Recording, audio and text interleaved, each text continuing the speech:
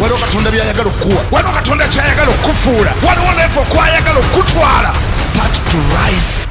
Buli kyonna kyokolera Katonda okikola lwa kisa. Whatever you're doing for God is by grace. Ani awulira ngambeko nti amina. Say amen. Na buli kyonna kyoli okiri lwa kisa. Whatever it is that you are, buli kyonna Mukama kyakuwadde obusobozi okukola kikole nga teweegulumiza, nga tononya bakuwaane, nga tononya bakwegayirire, wabula buli lw'okikola weebaze Mukama akuwadde ekisa ekikikola. Whatever you do, don't seek for men's praise, but rather thank God was giving you the grace to be able to do it. Oba kusaba. Be it prayer. Saba ng'omanyi nti sigwososa ate sigwosembyeyo. Pray knowing that you're not the first nor the last. Wabula, please consider that you are just privileged to be the one doing it around that particular time. Around